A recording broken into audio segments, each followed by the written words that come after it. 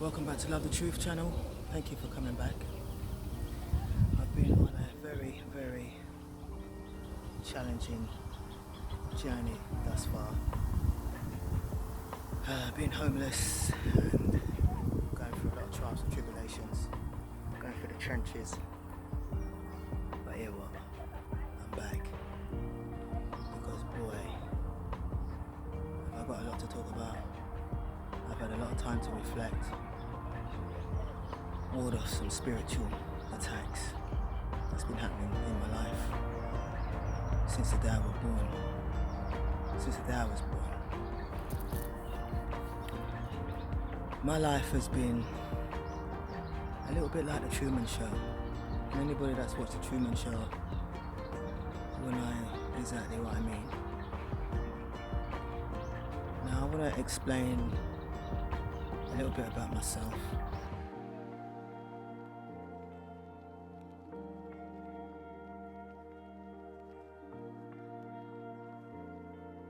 How I was raised, who I was raised by. I was raised by my grandparents from the age of 2. And I was raised with 2 wonderful people. My grandmother being, as far as I'm concerned, the greatest grandmother anybody could have. She was loving, caring, sharing, non-judgmental, accepted anybody for who they were. A great cook, could cook for the 5,000. She was a great inspiration for me because of the way she handled life, the way she loved everybody, you know. So I've been very blessed to grow up with my grandmother and my grandfather. My grandfather was very stern. We never showed as much love the way my grandmother did. However, he was a very,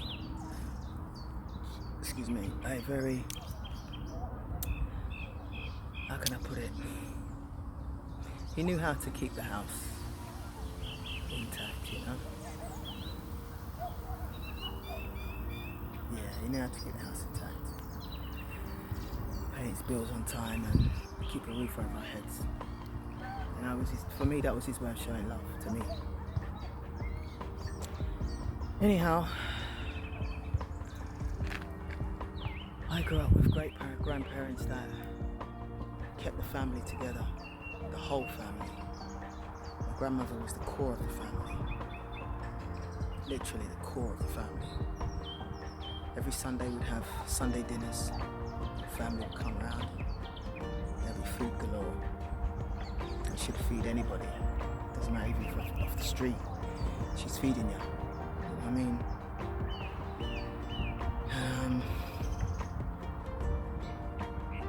it was a lovely time every Sunday when the family would come around, and I really miss those days a lot. However, she passed away in 1995. Before she passed away, let me backtrack a little bit there. She was a nurse, she was nursing auxiliary, and she loved looking after people, and I kind of followed in her footsteps. But eventually she became unwell. She was a renal patient, which means she had kidney failure, and I took care of her. I would, in order for her to live, she would be living off of a fluid bag. Anybody that's a renal patient would understand where I'm coming from here.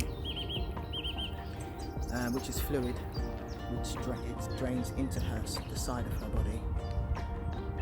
So I would look after her and change her bags every 4 hours, make sure it's warm before it's inserted into her body, and take care of her basically.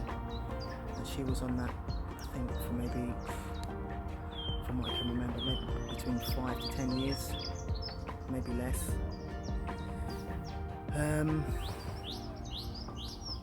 Eventually, you know, she was unwell. She went to hospital a few times with infections. And the last time she went in hospital, she didn't make it. But I'm gonna elaborate on a lot of things that I've seen and picked up on intuitively,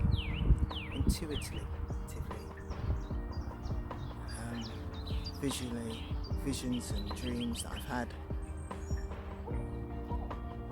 And when she was passing away, I remember at the hospital, this was Hammersmith Hospital,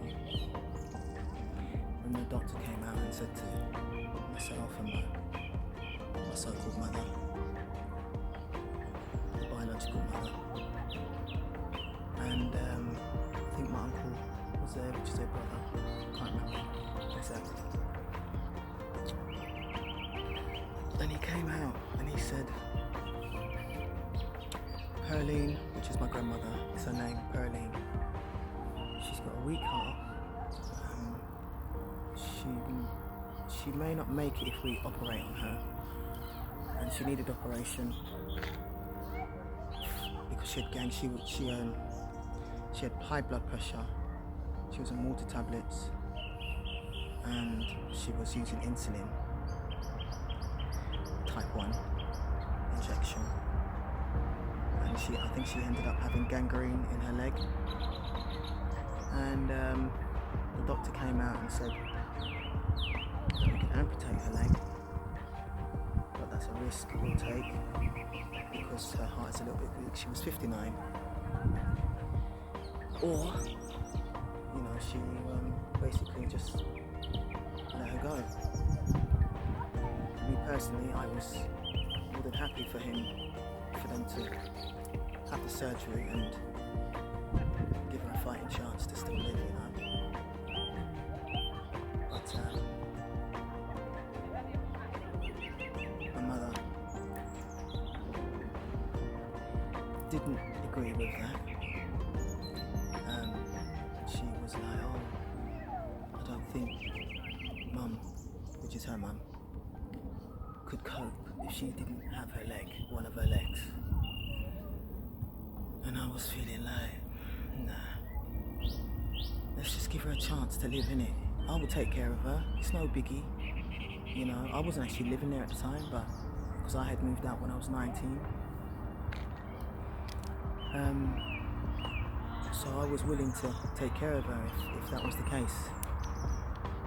But my family wasn't having it. They're just happy to let her go, really. So, unfortunately, my grandmother passed away. But there was things that I remember about my mother.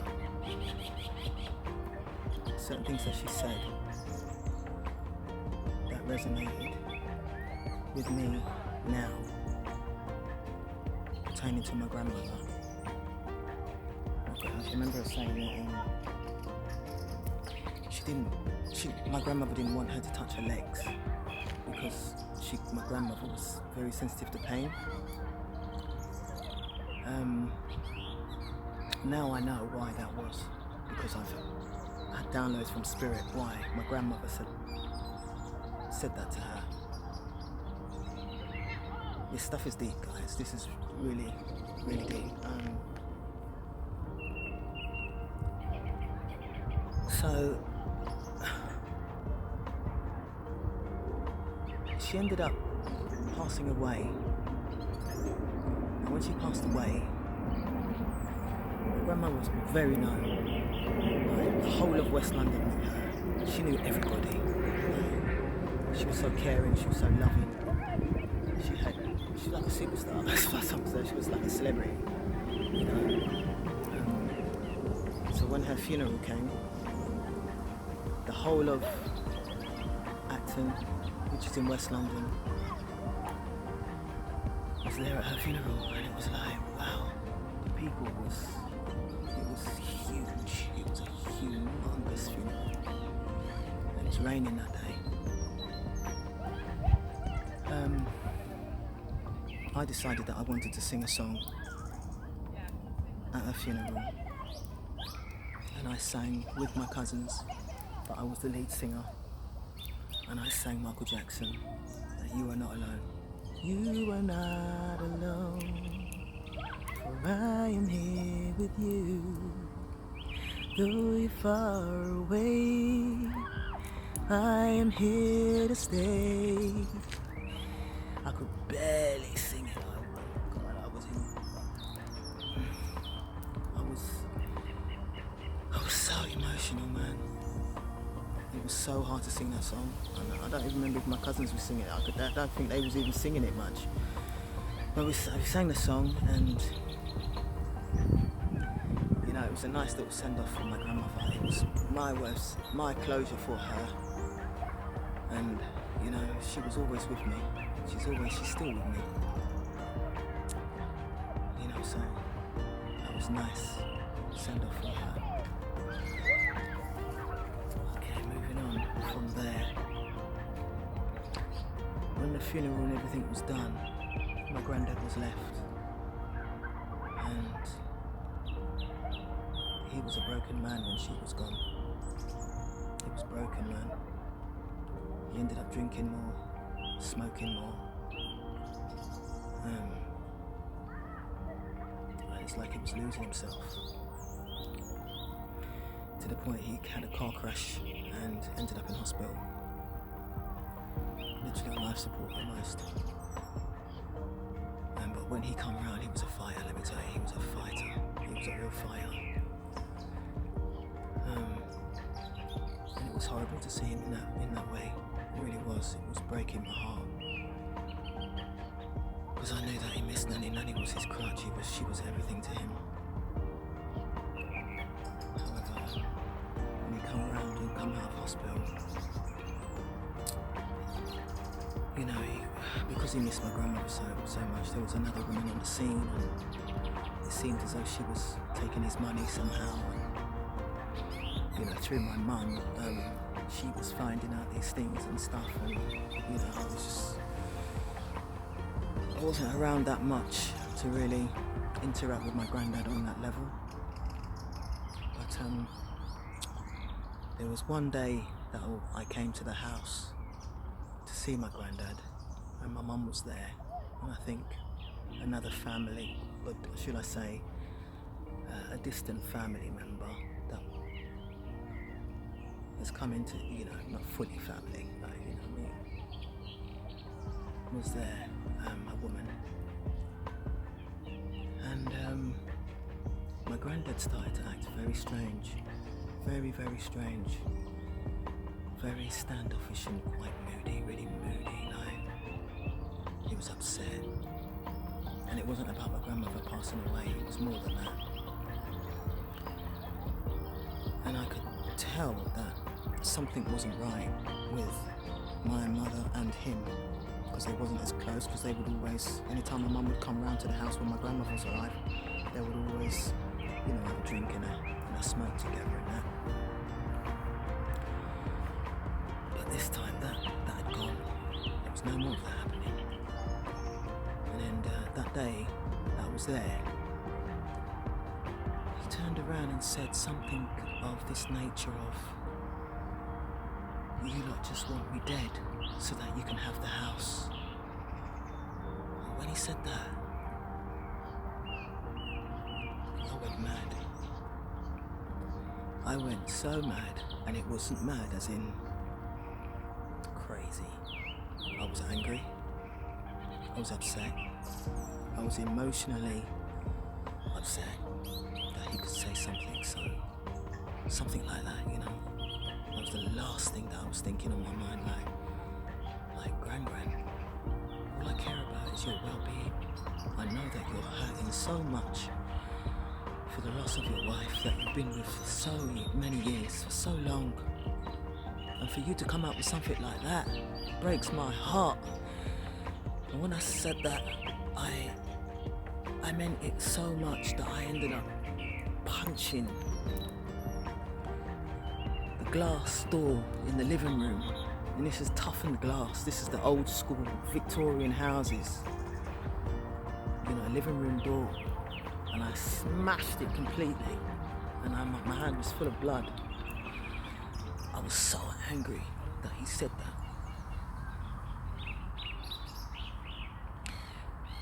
Now when he, once that happened, after that,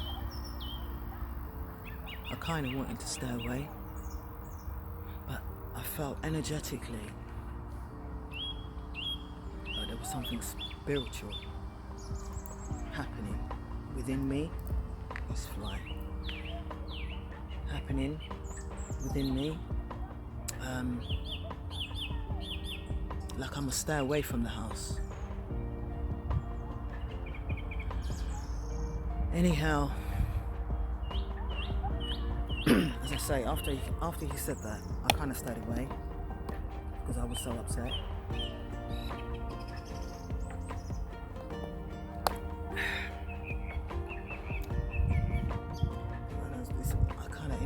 I was kind of proving to him like, yeah, that's the last one I want. I'm going to show you so much I don't want it. I don't even want to be around it now.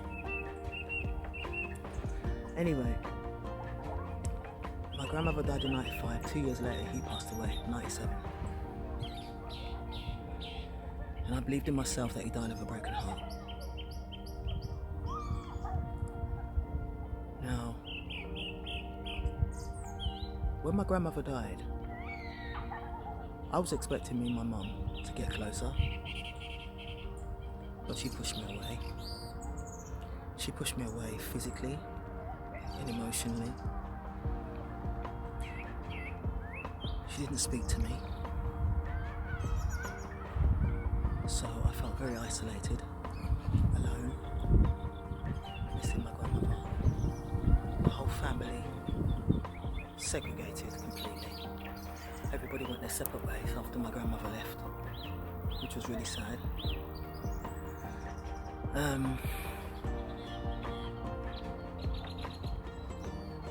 So when everybody left, they done their own thing. My mother, as I say, segregated from me. I felt like she's keeping me away from the house, not telling me anything, what's going on. Until something happened to my granddad. And before my grandmother died, I think I was about 17 or 18, she said to me, anytime you have a son, make sure you call him Blake. And that was her maiden name before she got married. And when she passed away, just before she passed away, sorry, let me get this right. When she passed away, I fell pregnant. Because when I moved out and I moved to Hackney, my grandmother was still in hospital. My ex-husband at the time was, he told me, he said, you're pregnant. I says to him, what? How you know? And he says, because he's got a boil on his arse. Now he's got children before my son. So I thought I was like, something that he just knows, I suppose. And I got a test and went to hospital and that, and yeah, I was pregnant. And I ended up, I remember falling asleep in my home. I was in shared accommodation at the time, because when I left my grandmother's house, I was homeless. And I ended up getting into a shared accommodation. And I had a pizza and a Coke one night, and I fell asleep. No, I had a pizza and a Coke, and I threw up. That's the first time I've ever thrown up, and I don't like throwing up. And that's when I definitely knew I was definitely pregnant. So the doctor, that was the confirmation I definitely had. And then I fell asleep, and I fell asleep for hours and hours and hours and hours. I mean, falling asleep during the daytime, and it was like night. I looked at the time thinking, how comes it's night time already. I felt like it was 24 hours I slept for. And when I checked my phone, I noticed that there was loads of missed calls from my family.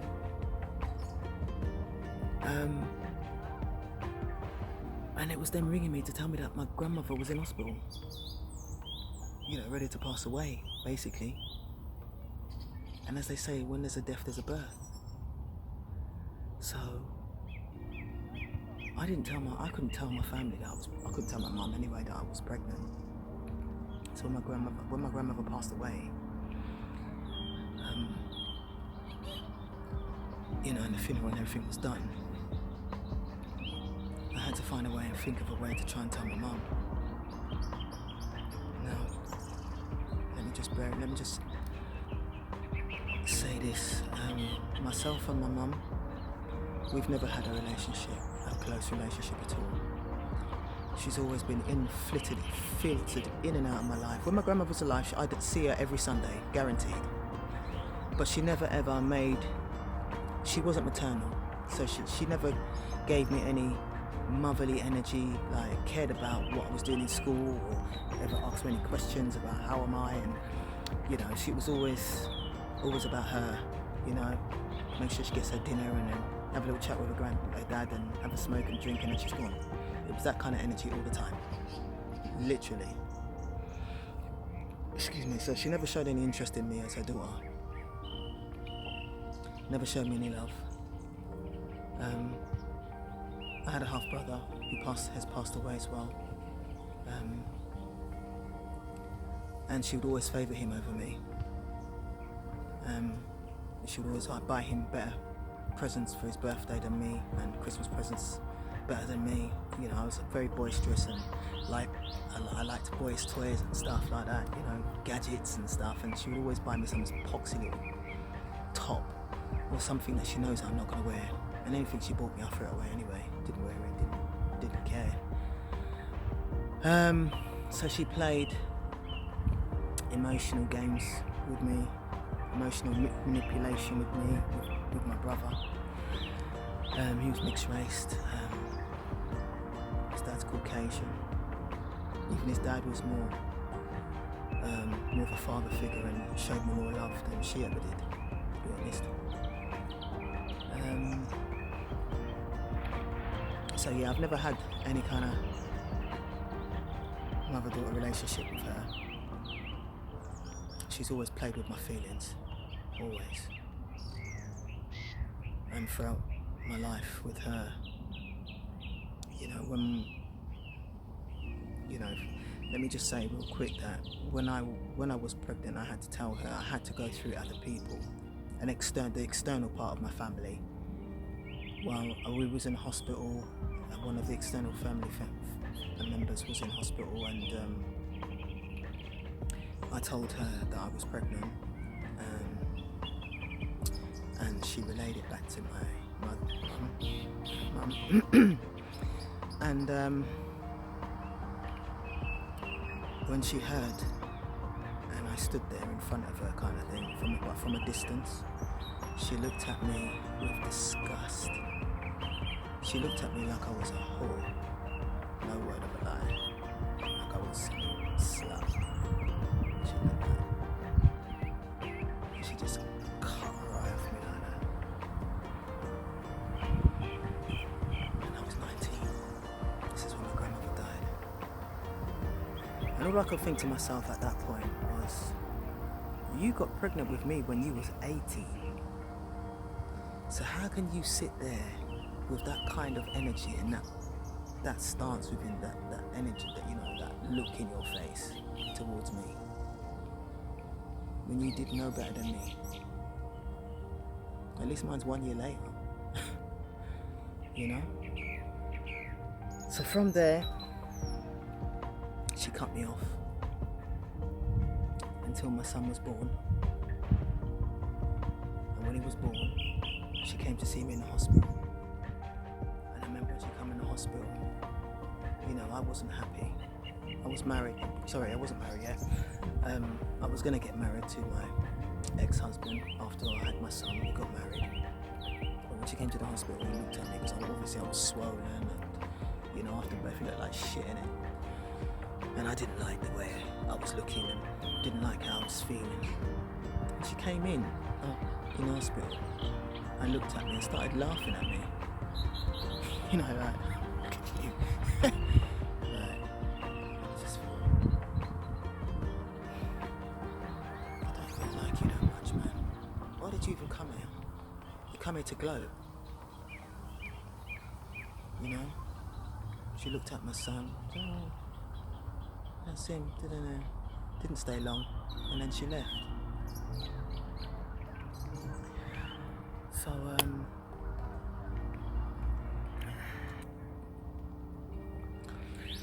then she left. After a while, after I left the hospital and everything, from what I can remember, I moved into a studio flat. This was the third choice I made. I had 3 choices. 2 of them were 2 bedrooms.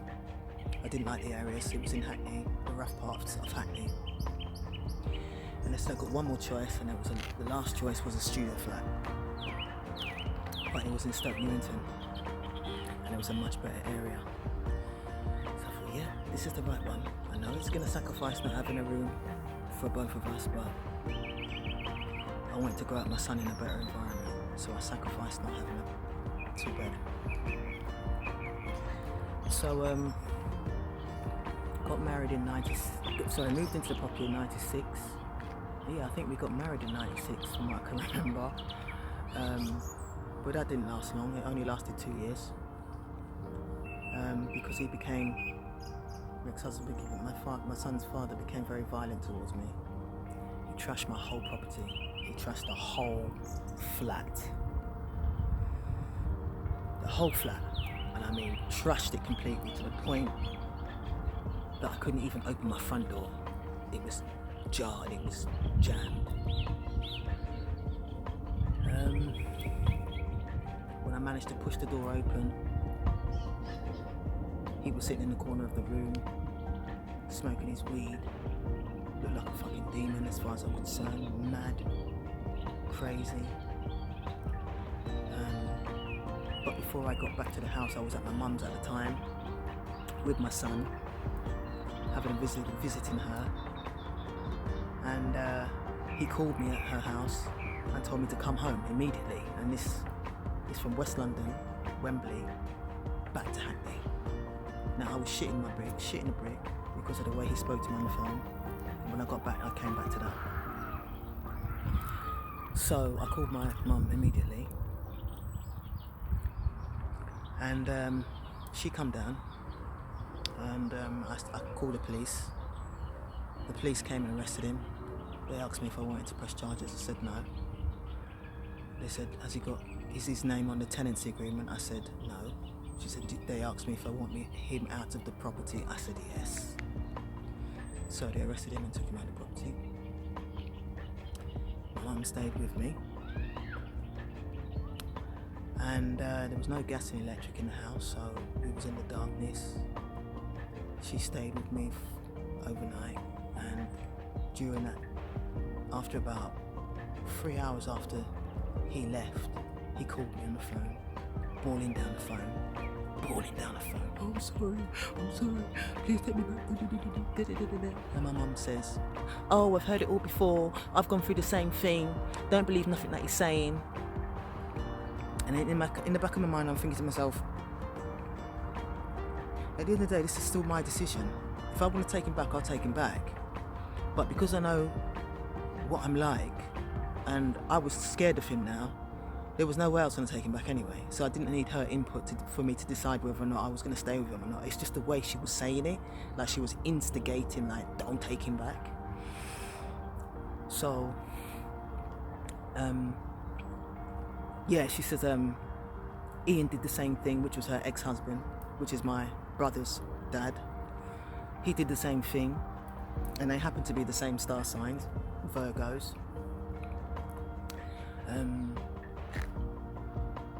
Yeah, so I decided not to take him back anyway. I just put the phone down when I heard all of that. I didn't even want to communicate with him. So, like the next day, I cleaned up the yard, got me gas, got me electric, and she left. From what I can remember, I didn't really hear from her often. I just sorted myself out, picked myself back up.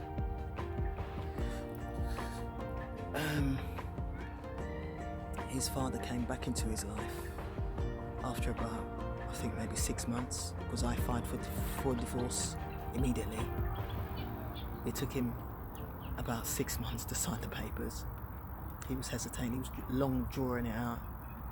And when I got my certificate of divorce, I laminated it and put it on the wall. Because I was glad to be gone, rid of him. But I wanted him to be in my son's life. So I said to him, you have access to your son anytime you want. Anytime. I'm not one of those mothers that will hold things against you and demand money and this, that and all. I don't do none of that nonsense. I want you to be a father to my son, our son. I gave him the opportunity. He decided to give me £50 a week. Cool. And that lasted about 3 weeks, 4 weeks max, and that's being generous.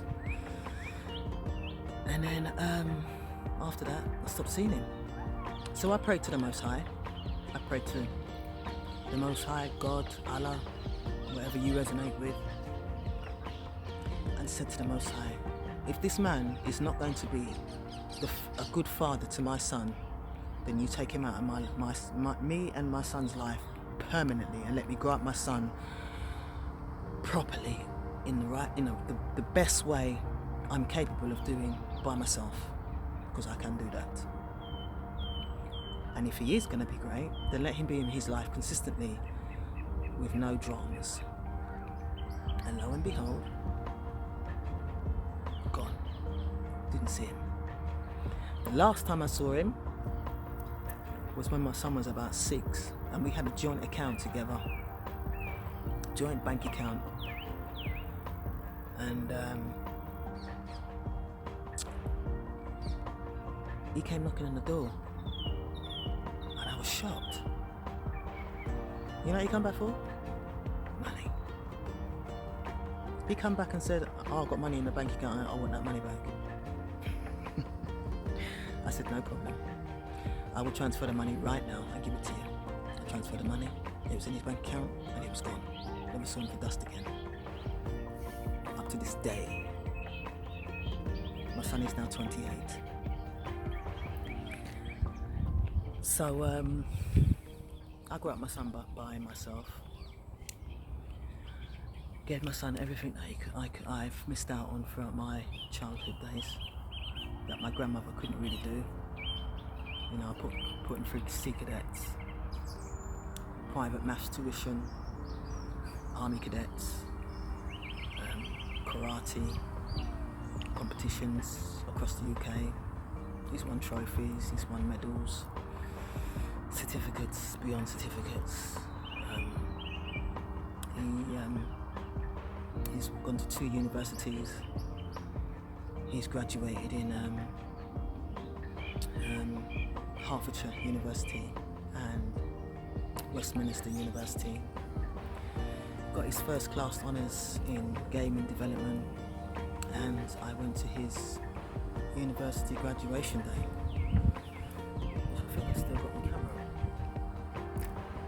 And it was a lovely, I felt very proud that I put so much energy into my son's growth and development, and he's turned out to be an awesome boy. She's an awesome man. So when my grandfather passed away, that's when I really saw my mum's true colours. She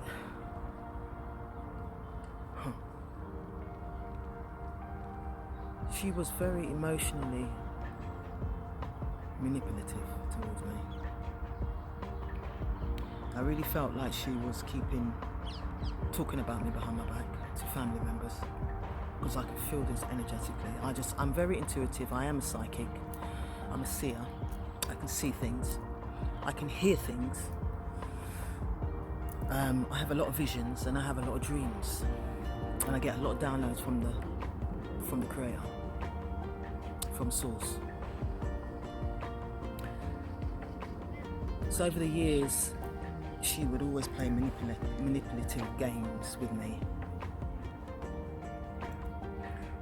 Yeah, she would always play manipulative games with me, emotionally. And how she would do this was by... She stayed out of my life for about 15 years straight, from what I can remember. I hadn't mourned my grandmother properly. I never cried a lot. I kept it all in.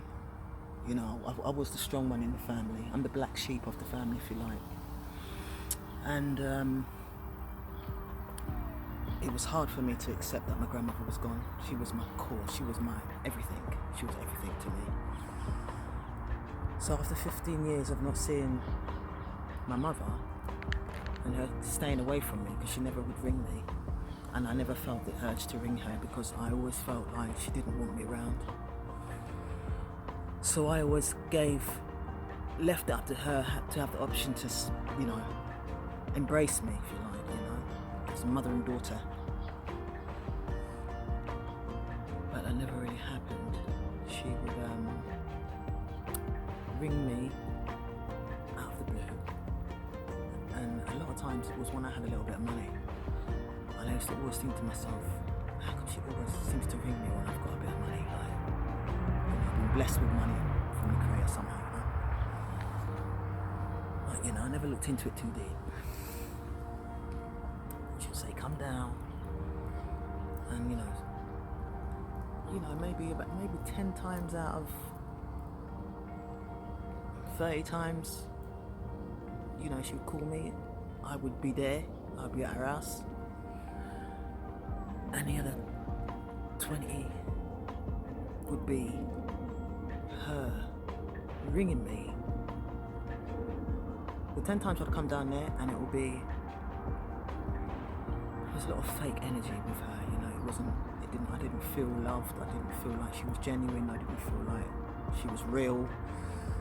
I didn't feel like she even really wanted me there. She was just doing it just because she's got the title of mum. But I, you know, was hoping that I was not right, if you like. And just in trying my best to enjoy being in her company, regardless of what I was feeling. So the other 20 times that I didn't go was because of this. Every time she rang me, come down, or she'd message me on WhatsApp or text me or whatever. I'm excited now, ready to go. Get myself ready, get my son ready. He was a baby then, and as he grew up a little bit here and there, 3 years later, 5 years later, you know what I mean, I'd go down there again. And just as there's many occasions where I'm just left the house and I'm about to leave, she would message me and say, oh, don't come down because I'm going to a barbecue, or, you know, a friend has called me and I've been invited out. Or then there'll be another occasion when I'm halfway there and then she'll text me and say, don't come down, don't bother, you know, I can't make it this week, come down next week Sunday instead, or the following week Sunday. And she'd do this repetitively, you know. And, you know, there was once that, you know, I got fed up of it so much, to the point when she said it one last time, I just said to her, I just like messaged, but I would always message back and say, all right then mum, no worries, no problem, I've got things to do anyway, and just brush it off. But the last time, emotion really did hurt me. I said to myself, you know what? She ain't doing this to me again. She's not doing this to me no more. It's not happening no more. I'm not doing it. And I was happy to not even go back down there again. But because I'm so empathic, loving, just like my grandmother, you know, I forgive quick, I forgive easy. I'm a forgiving soul. No matter what you do, I'm always going to forgive you and move on. I can move on easy from things, you know.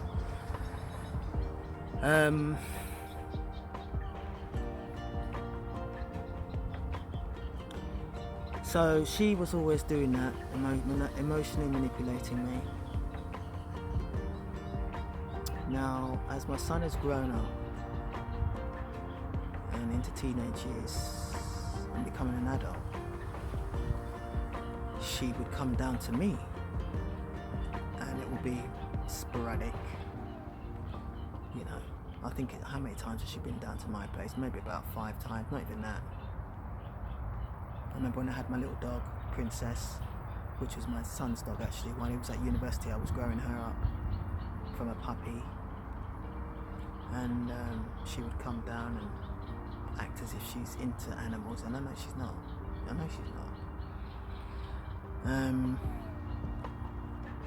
But every time she came down to see me, she would always be asking me. It's like she was there to get information from me about what I'm doing, who am I with, I've got a new man, you know, just nosy about what I'm doing, you know. And I tried my best not to look into things too deeply when it came to her, because she's my mum. But I couldn't help but pick up on things energetically with her because of the way she would say things, the way she would act. And another thing that she would always do, she would always make sure that if she comes down as late as possible. So instead of coming early, like say, you know, 2 o'clock, 1 o'clock, 2 o'clock, then kind of time, she would come at 5 o'clock. And then she would always say, oh, what's the time now? And then I'd say, what, it's 8 o'clock, 9 o'clock. Oh, I better go now. You know, I've got work tomorrow, or I've got things to do when I'm in, you know. She'd do that all the time, every single time. It was a clockwork. I knew the patterns. It was a pattern. Oh, the patterns were there, right? She was patterned with the way she's done her patterns. You get me? So I knew what she was doing. I knew what was going on, you know, because I would always just like wait for her. I would always keep an eye on the time now and think, all right, I know that she's going to say it now. I'm just waiting. And lo and behold, she would say it. So, and even when I go to her house, it was the same thing. She would even say to me, oh, what time is it now? And she knows what time it is because it's right in front of her face. She's always on her laptop, 24/7, living on it. So I was getting late now. I'm going to go to bed in a minute. And then that was my cue to go. So eventually I would make sure that I would think, right, I'm going to start getting ready now because I know she's going to say it anyway. So let me just be one step ahead of the game and get myself ready to go.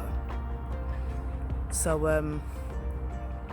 this was what she was always doing throughout my life.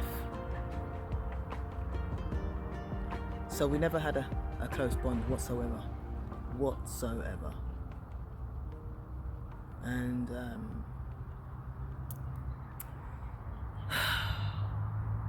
sad really, because I was really hoping that we was going to have a really close relationship losing my grandmother, you know, but it is what it is.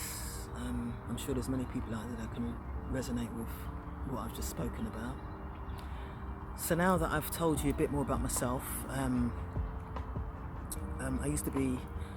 I'll tell you a bit more about myself. When I left home, job-wise, I went into driving work in logistics. I started as a UPS driver, parcel delivery, Federal Express. Then I moved on to Midas, which is 12-seater vehicles carrying passengers like the elderly. I dealt with the elderly a lot. I've dealt with autistic children, elderly people with disabilities as well. And then I moved on to coach driving. Got my PCV license, 57 seaters, drove all over the UK. Then I moved up and got my lorry license, class 2 lorry license, which is a rigid license. Driving good old lorries, I used to love that. And I did that for about 12 years. Worked for JJ's Foods, frozen foods. Done a lot of agency work. Yeah. Then I moved on to ambulance work, blue light driving, patient transport. So I worked in a lot of hospitals dealing with a lot of patients, especially renal patients. I used to do renal patients a lot as well. So, you know, I resonated with that because I've got experience with my grandmother being a renal patient herself. I then moved on to, what did I do after that? Crikey. I was working in a hospice actually when I was 18. I did hospice work, so I used to clean elderly, you know, put them on the hoist, lift them up, put them over the bath, clean them up, wash them and everything, you know. I've done that work as well. I've also done fitness instructor. I've got my full fitness instructor's course, personal trainer's course. I had my own business in the taxi trade. I had 3 black cabs as a taxi proprietor. I had that for 5 years, that business. I've worked as a sales rep. They used to call it clearance, selling books. So I have my car, load my car up with 100 books, distribute them out to companies on the high street, in the city, and go and collect them on certain days, and then obviously get the money and yeah, make my peas that way. I've also done quite a lot, to be honest.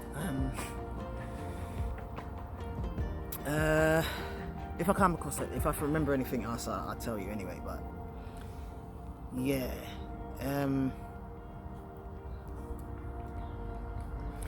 Yeah, I've also done school runs for the children. I used to love working with the children. They were autistic children as well in Holloway. I've also done loans. I was a loans rep, like Provident. Anybody that knows Provident, I worked with a company called Loans at Home and Morses, giving out loans to residents, people that live at home in their residence. And yeah, so I've done quite a fair bit. So